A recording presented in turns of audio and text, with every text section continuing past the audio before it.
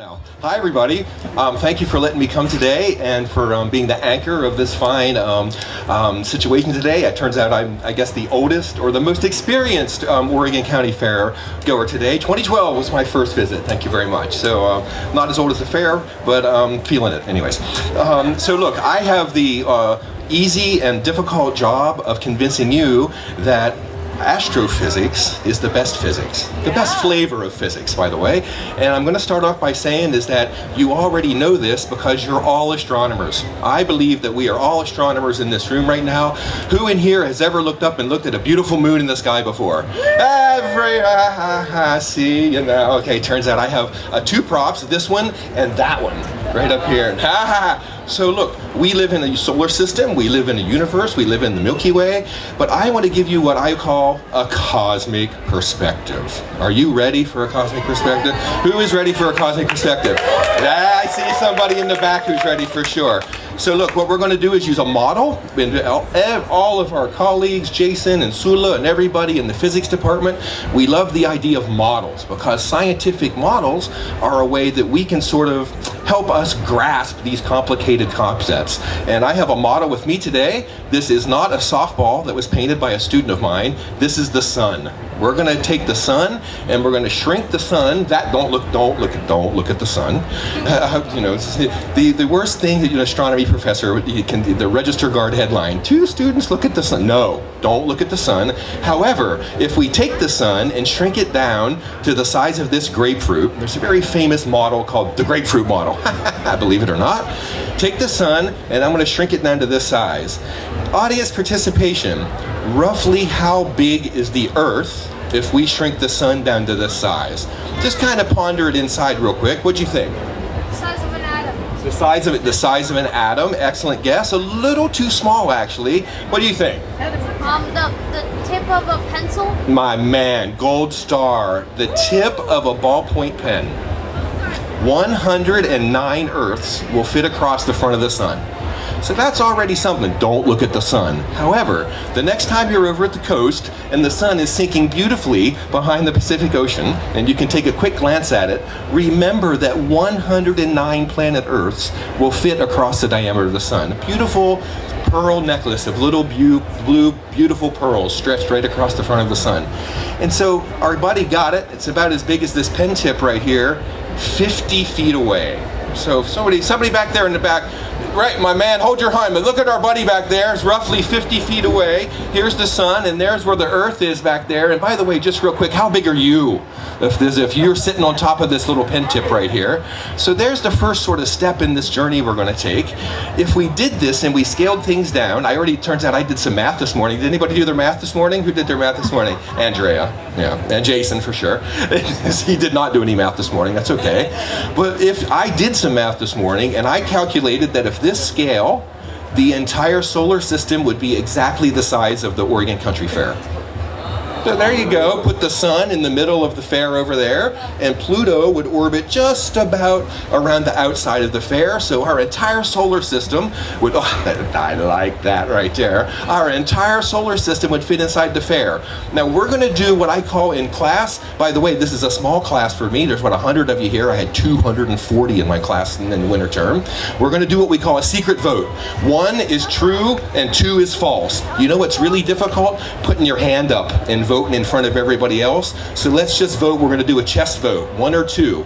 On this scale, I put the sun right here. The Earth is where our buddy is standing. Our entire solar system is the size of the Oregon Country Fair. Is our neighbor star closer or farther away than 25 miles? No, do this. Shh. Guess 1 or 2. 1 is less than 25 miles, and 2 is farther than 25 miles. And exactly like in class, we have a massive splits, 1s and 2s, 1s and 2s, 1s and 2s. The 2s win. Thank you very much. Just fly your 2s real quick. Don't worry. Oh my gosh, look at y'all. By the way, don't worry 1s. It's okay.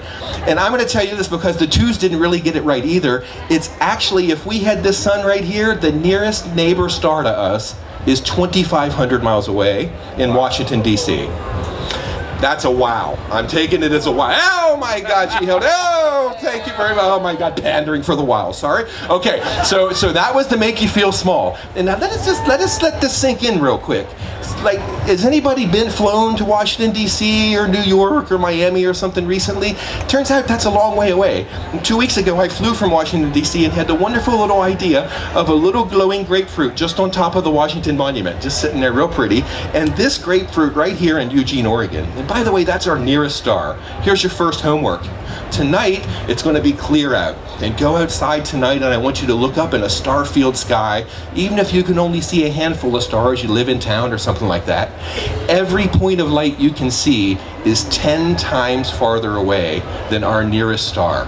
What is 10 times farther away than Washington? I don't even know. Asia somewhere, maybe. But this is an insane thing to think that those little points of light up there are that far away.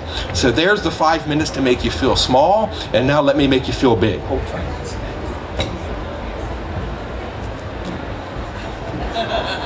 You all didn't know that you brought props today.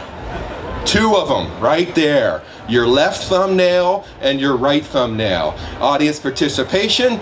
Everybody tap on your left thumbnail. Tap, tap, tap, tap, tap, tap, tap, tap. Does anybody knows what your thumbnail's made of? Yes. And what is that made of? Okay. Who said carbon? You're getting a double gold star. There's carbon inside, carbon atoms are inside your fingernail, by the way, your earlobes and your nose. Anything that has cartilage in it has got carbon in it. And you know, where did that carbon come? Where did you come from? Where did you come from, sir? Eugene.